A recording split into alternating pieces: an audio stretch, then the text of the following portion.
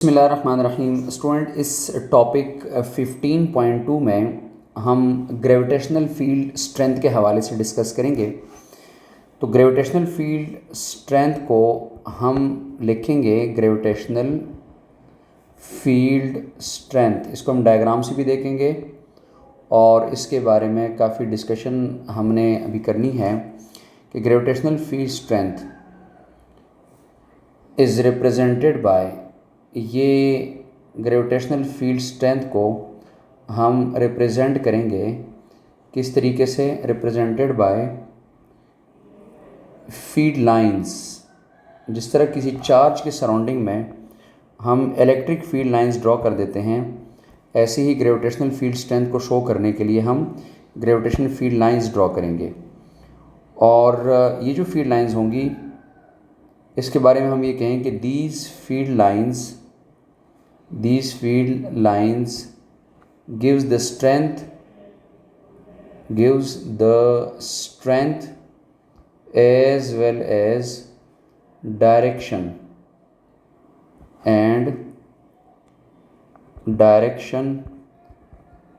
of the gravitational field। किसी भी gravitational field को ड्रॉ करने के लिए हम लाइंस ड्रॉ करेंगे और वो लाइन जो होती हैं वो हमारे पास स्ट्रेंथ भी शो करेंगे और डायरेक्शन भी शो करेंगे। तो ग्रेविटेशनल फील्ड लेंथ जो है ये हमारे पास फील्ड लाइन से शो होती है। उसको देखते हैं डायग्राम से। स्टूडेंट, इस डायग्राम में आप देख रहे हैं कि फॉर एग्जांपल ये हमारे पास अर्थ है और अर्थ के सराउंडिंग में एक रीजन है जहाँ से अर्थ किसी और बॉडी को, किसी और ऑब्जेक्ट को अट्रैक्ट कर रही है। तो इस जहाँ से ये बॉडी अट्रैक्ट हो रही है उसको हम नाम दे रहे हैं कि ये ग्रेविटेशनल फील्ड आपके पास मौजूद है यहाँ पर। और इस ग्रेविटेशनल फील्ड लाइंस की स्ट्रेंथ को हमने कैसे लिखना है या कैसे रिप्रेजेंट करना है? यहाँ से फॉर एग्जांपल बॉडी अर्थ की तरफ अट्रैक्ट हो रही है तो हमने इनवर्ड कुछ फील्ड लाइंस ड्रॉ कर दी हैं जिसको हम ग्रेविटेशनल फील्ड लाइन कह रहे हैं।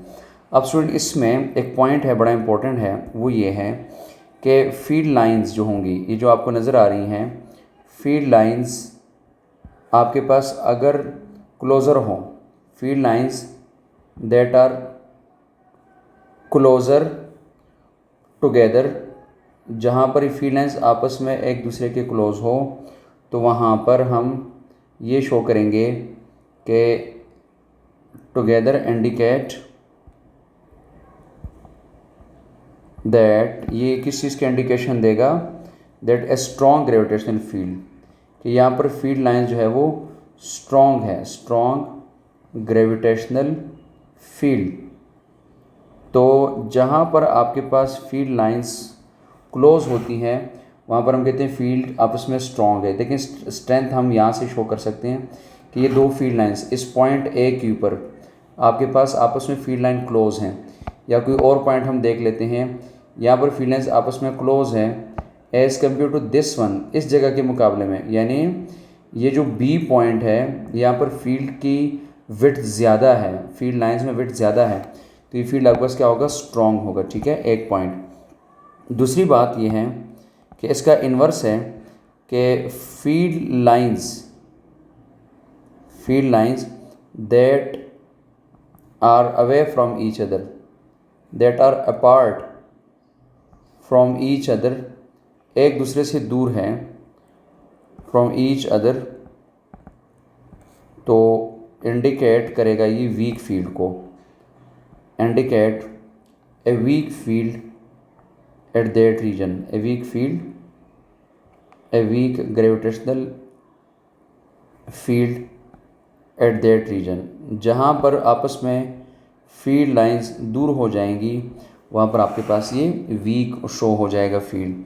तो जहाँ पर फील्ड लाइंस आपस में नज़दीक होती हैं वहाँ पर स्ट्रेंथ काफ़ी ज़्यादा होगी और जहाँ पर फील्ड दूर है वहाँ पर आपके पास फील्ड वीक होती है। अब अगर हम इसको मैथमेटिकली देखेंगे और प्रॉपर एक डेफिनेशन देखेंगे तो हम इसमें ये करेंगे कि हमारे पास ग्रेविटेशनल फील्ड स्ट्रेंथ जो है, ग्रेविटेशनल फील्ड स्ट्रेंथ, इसको हम ये कहेंगे कि gravitational field strength is the force पर यूनिट मास। किसी मास के ऊपर कितनी फोर्सेस एग्जर्ट हो रही हैं, कितनी फोर्सेस लग रही होती हैं, इसको हम ग्रेविटेशनल फील्ड स्ट्रेंथ कहते हैं।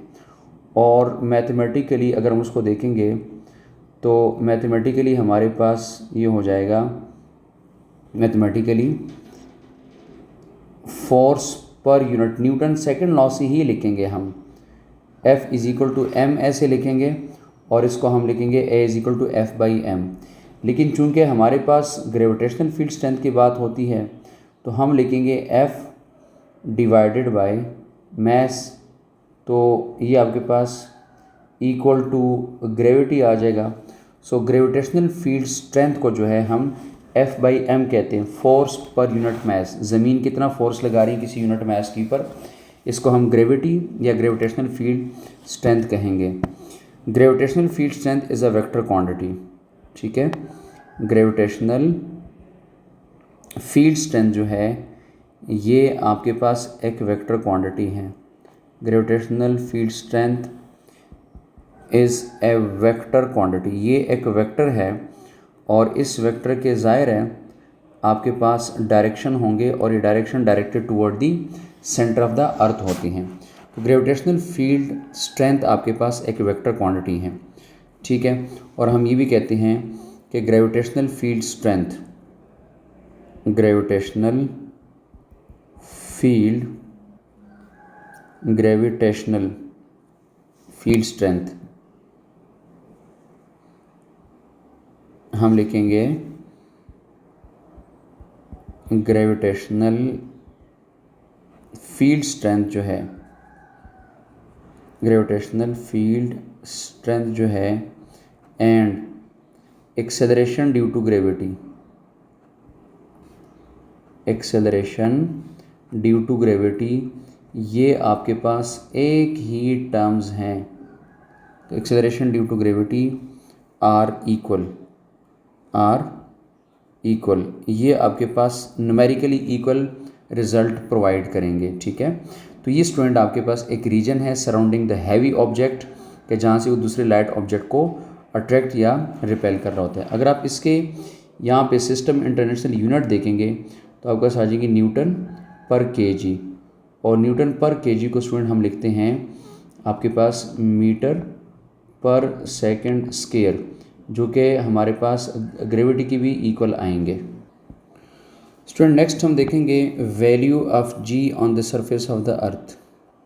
वैल्यू ऑफ जी, ये जो ग्रेविटी की वैल्यू होती है on the surface of the earth, के सरफेस ऑफ द अर्थ के ऊपर जी की वैल्यू कितनी होती है। तो इसके लिए हम कंसिडर करेंगे कि हमारे पास एक ऑब्जेक्ट है और उसको हमने ज़मीन पे प्लेस किया हुआ है। फॉर एग्जांपल हमारे पास ये अर्थ है, ये अर्थ है और इसको हमने एक छोटे ऑब्जेक्ट को प्लेस किया हुआ है, ये स्मॉल एम। ज़मीन का मैस हम कैपिटल एम लिख देते हैं, मैस ऑफ अर्थ, और इस ऑब्जेक्ट का मैस हम स्मॉल एम कर देते हैं। ये हमने यहाँ पर प्लेस किया हुआ है। सो हम कहते हैं कि कंसिडर ए स्मॉल ऑब्जेक्ट, कोई भी एक ऑब्जेक्ट है, स्मॉल है या बिग है, small object of mass M, of mass M is placed on the surface of the earth, on the surface of the earth. हमने ज़मीन के सरफेस पे किसी एक ऑब्जेक्ट को प्लेस कर दिया है, ठीक है। और रेडियस ऑफ द अर्थ हमारे पास, रेडियस ऑफ द अर्थ, ज़मीन का जो रेडियस है उसको कैपिटल आर से लिख लेते हैं, आर ई, ये रेडियस ऑफ द अर्थ है। और हम जानते हैं कि according to Newton's gravitation law, so according to Newton's gravitation law, Newton के ग्रेविटेशन लॉ के अकॉर्डिंग हम ये जानते हैं कि F is equal to G M और एम आर स्क्वायर। ये हमारे पास न्यूटन के ग्रेविटेशन लॉ के अकॉर्डिंग इक्वेशन नंबर 1 हमने लिख दिया। एक बात। दूसरी बात यह है कि according to Newton second law, Newton's का जो सेकेंड लॉ है उसके अकॉर्डिंग अगर हम देखते हैं तो न्यूटन के सेकेंड लॉ के according F is equal to M G हम लिखेंगे, चूँकि हम ग्रेविटेशनल फील्ड के अंदर बात कर रहे हैं, वरना ये F is equal to M A होता है और ये वेट के भी बराबर होता है। इसको हम नाम दे रहे हैं इक्वेशन 2। इन दोनों को हम कंपेयर करेंगे। Student compare equation 1 and equation 2।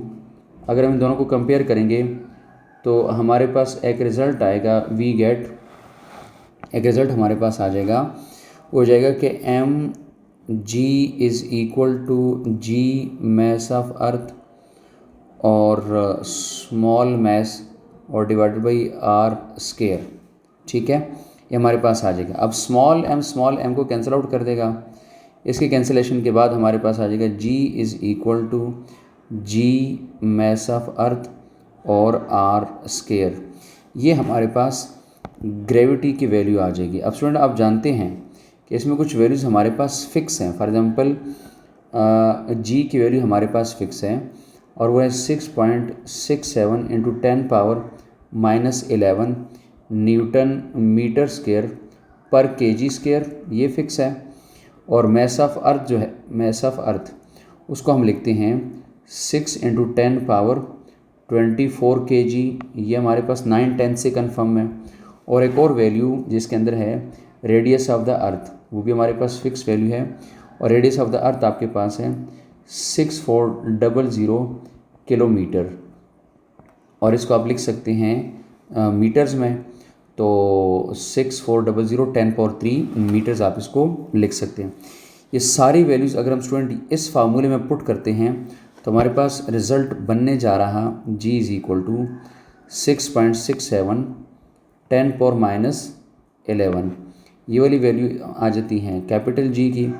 आगे मैस ऑफ अर्थ की वैल्यू आएगी 10⁻24, ठीक है, kg के साथ आएगी और divided by radius of the अर्थ 6400 और 10⁻³ मीटर्स में, तो ये आर स्क्वायर इसको कर देंगे। तो इसको सॉल्व करेंगे numerically, we will get 9.77 metre per second square हमारे पास यूनिट बचेंगे, जिसको हम फाइनली कहेंगे 9.8 metre per second square.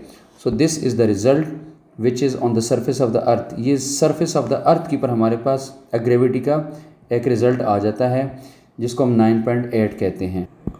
Student अगर इस g के इस फार्मूले को हम देखेंगे तो इस फार्मूले के अकॉर्डिंग हम ये देख रहे हैं कि g जो है, स्मॉल g जो है, ग्रेविटेशनल एक्सेलरेशन जो है, ये आपके पास independent of the mass of the object है। Independent of the mass of the object, यानी स्मॉल मैस पे ये डिपेंड नहीं कर रहा।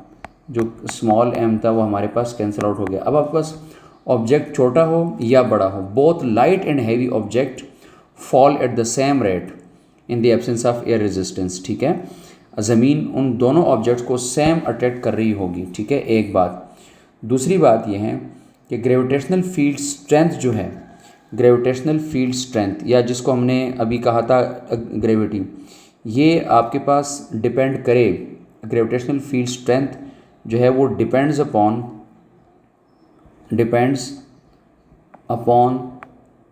द मैस ऑफ द अर्थ। अगर हम अर्थ की बात कर रहे हैं तो मैस ऑफ द अर्थ, ठीक है, ज़मीन के मैस के ऊपर डिपेंड करें, जिसको हम कैपिटल ME लिखेंगे, and radius of the earth, इन दोनों के ऊपर ये डिपेंड कर रहा, रेडियस ऑफ द अर्थ। अब ये आपके पास दो चीज़ों पे यहाँ पे डिपेंड कर रहा कि मैस ऑफ द अर्थ आप देख सकते हैं इस फार्मूले में, ये कैपिटल M है और ये RE है, और ये जो G है ये कांस्टेंट है। तो ये आपके पास इन दो बातों पे डिपेंड कर रहा। स्टूडेंट अगर आपको किसी और प्लैनेट का मैस गिवन किया जाए, किसी और प्लैनेट का मैस और किसी और प्लैनेट का रेडियस गिवन किया जाए और आपको कहा जाए कि वहाँ पर ग्रेविटी की वैल्यू फाइंड आउट कर लें, तो आपने इसी फार्मूले में वैल्यू पुट करनी है। ये फार्मूला सिर्फ अर्थ के लिए नहीं है, इसको जनरलाइज्ड भी किया जा सकता है, ठीक है। सो जनरली हम उसको लिखेंगे कि आपके पास अगर ये फार्मूला जनरली लिखा जाए तो हम उसको कहेंगे कि G इज़ इक्वल टू, हम लिखेंगे कैपिटल G और मैस और R स्क्वायर। बहुत सिंपल और जनरल हम इसको ये फार्मूला ऐसे रिप्रेजेंट करेंगे। अब इसमें मैस किसी भी सैटेलाइट का, किसी भी आपके पास प्लैनेट का मैस हो जाएगा और R उस प्लैनेट का रेडियस हो जाएगा। तो ये आप इस तरीके से जनरली डिस्कस कर सकते हैं, ठीक है। आगे हम देखेंगे कि G की वैल्यू एल्टीट्यूड के साथ कैसे कैसे चेंज होती है, हाइट के साथ कैसे कैसे वैल्यू चेंज होगी। सो स्टूडेंट हम ये कहते हैं कि वेरिएशन ऑफ G जो है वो एल्टीट्यूड के साथ हमारे पास कैसे होगी। अगर हम किसी बहुत लार्ज हाइट की पर चले जाते हैं तो हमारे पास G की वैल्यू क्या होगी। तो हम ये कह देते हैं कि द वैल्यू ऑफ G जो है, द वैल्यू ऑफ G यानी ग्रेविटेशनल फील्ड स्ट्रेंथ और ग्रेविटी जो है at a given place depends upon, at a given place किसी भी जगह के ऊपर अगर हम इसको देखेंगे तो at a given place depends upon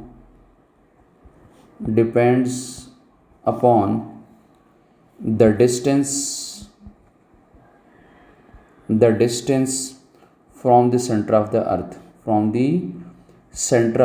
के हम सेंटर ऑफ द अर्थ से कितने दूर हैं ये उस पर डिपेंड करेगा, कितने हाइट पे हैं या हम कहाँ पे हैं, तो ये इस बात पे डिपेंड करेगा कि सेंटर ऑफ द अर्थ के ऊपर G की वैल्यू जो है वो तो वैसे 0 होती है सेंटर ऑफ द अर्थ के ऊपर, सरफेस के ऊपर 9.8 होती हैं। आगे हम जाते हैं तो फिर ये वैल्यू चेंज होती हैं। एक डायग्राम देखेंगे, उसके बाद उसकी एक छोटी सी डेरिवेशन करेंगे। स्टूडेंट इस डायग्राम में देखें हमारे पास अर्थ है और ये हमारे पास अर्थ का रेडियस है, ये रेडियस ऑफ द अर्थ है और ये ज़ाहिर सरफेस ऑफ द अर्थ है। अगर हम किसी हाइट पे जाते हैं, फॉर एग्जांपल पॉइंट A के पास आते हैं तो हमारे पास हाइट आ जाती है h, तो टोटल डिस्टेंस अगर हम अब देखेंगे तो हमारे पास आ जाते हैं r प्लस एच, यानी अगर हम देखेंगे तो हमारे पास r प्लस एच के अकॉर्डिंग देखा जाएगा।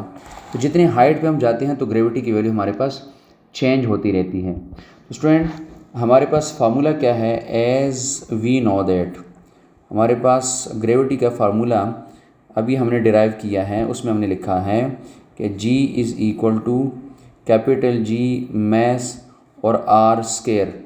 अगर हम बहुत ज़्यादा हाइट पे जाते हैं तो at height h from the surface of the earth, यानी अगर हम एट हाइट बात करते हैं तो एट हाइट h की अगर हम बात कर देते हैं तो फिर हम इस R को लिखेंगे R प्लस एच, लिखेंगे इसको R प्लस एच और इक्वेशन 1 में ये वैल्यू पुट करेंगे। सो पुट इन इक्वेशन 1, तो हमारे पास इक्वेशन 1 में ये वैल्यू आने के बाद ये रिज़ल्ट कुछ इस तरह लिखा जाएगा कि G is equal to GM और R प्लस एच का स्क्वायर लिखेंगे, R प्लस एच का होल स्क्वायर, चूँकि R का स्क्वायर है तो R प्लस एच का होल स्क्वायर हमारे पास आ जाए और इसके साथ हम एक h लगा देंगे चूँकि ये हाइट के लिए अब ये वाली वैल्यू यूज़ हो रही है। तो gravitational field strength eight height h जो है वो हम G ऑफ h लिख देंगे और यहाँ पर हमने R प्लस एच को इसमें ऐड कर दिया है। अगर आप देखते हैं एट सरफेस आपके पास जो वैल्यू आती है, एट सरफेस जो सरफेस पे अभी हमने वैल्यू लिखी थी वो हमारे पास आ रही थी G of value at the surface of the earth is equal to GM over R square. Simple हम उसको लिखेंगे विद R स्क्वायर, ठीक है। इसको हम इक्वेशन 2 का नाम देते हैं, इसको हम स्टूडेंट इक्वेशन 3 कह देते हैं। अब अगर आप कंपेयर कर लें इक्वेशन 3 को और इस इक्वेशन 2 को तो आपके पास एक रिज़ल्ट आएगा कि कंपेयर इक्वेशन 2 एंड इक्वेशन 3। अगर आप इन दोनों को कंपेयर करेंगे स्टूडेंट आपके पास रिज़ल्ट आएगा कुछ इस तरीके से कि GM R square is equal to GM R plus H का स्क्वायर। तो आप देख सकते हैं कि स्टूडेंट इसमें आपके पास जो रिज़ल्ट इस वक्त आया हुआ है उसमें आपके पास R स्क्वायर जो है वो directly proportional to R plus h आ रहा। तो ऑटोमेटिकली जब आप किसी ऑब्जेक्ट को हाइट पे लेके जाएंगे तो ग्रेविटी की वैल्यू आपके पास डिक्रीज़ करती जाएगी। और उसमें एक स्टेप अगर आप आगे चलते हैं तो आप ये देख सकते हैं कि gravity at height is equal to, ये जो इक्वेशन 2 है, अगर हम इसकी बात करें, इस इक्वेशन 2 की हम बात करते हैं, तो इसमें जब आप हाइट को इंक्रीज़ करेंगे तो ये आपके पास वैल्यू क्या करेगी, डिक्रीज़ करेगी। G of h decreases at high या एट हाइट ऑफ एच। अगर आप एच की वैल्यू पुट करेंगे तो आपका जी की वैल्यू डिक्रीज़ करेगी। सो आपके पास जितने भी हम सेंटर से अवे मूव करते हैं, as we go further away from the surface of the earth, तो वैल्यू ऑफ जी आपके पास डिक्रीज़ कर देती है।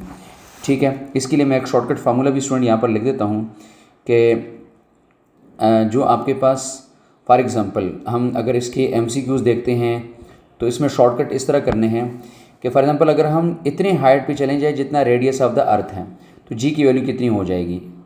If we go to the height equal to the radius of the earth, तो फिर जी की वैल्यू क्या हो जाएगी। तो student G of height will be equal to GM R plus H whole का स्क्वायर किया था। अब इसमें हमने ये कहा कि अगर मैं इतने हाइट पे चला जाऊँ जितना रेडियस ऑफ द अर्थ है, तो मैं अब आपके पास इसकी जगह पर भी R लगा देता हूँ। तो आपके पास GM R प्लस R आपके पास क्या हो जाएगा, 2R, हाइट का स्क्वायर यानी उसका रेडियस डबल हो जाएगा। हाइट चूँकि हमने इतना ट्रेवल किया जितना रेडियस ऑफ द अर्थ है, स्टूडेंट यहाँ पर ये 1/4 आपके पास आ जाएगा GM ओवर R स्क्वायर। सो अगर आप देखेंगे तो ये वैल्यू आपके पास 1/4 टाइम रिड्यूस कर जाती हैं अगर आप इतना ट्रेवल करते हैं जितना आपके पास रेडियस ऑफ द अर्थ है। तो रेडियस ऑफ द अर्थ को ट्रेवल करने के लिए हमने इसकी जगह R वैल्यू पुट कर दी, वो 2R हो जाएगा, उसका स्क्वायर 1/4 आपके पास आ जाएगा।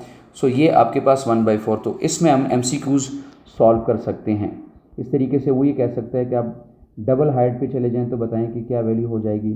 तो फिर हम यहाँ पर 2R लगा देंगे, 2R प्लस R हो जाएगा। जब उसका स्क्वायर करेंगे तो हमारे पास ऑटोमेटिकली 3R का होल स्क्वायर आएगा, तो नीचे हमारे पास 1/9 आएगा। तो 1/9 टाइम जो है वैल्यू रिड्यूस कर जाएगी। तो ये MCQs के लिए हम ये रिलेशन यूज़ करेंगे। सो आज के लिए इस टॉपिक में इतना है, इसको आगे कंटिन्यू करेंगे नेक्स्ट टॉपिक में। अल्लाह हाफिज़।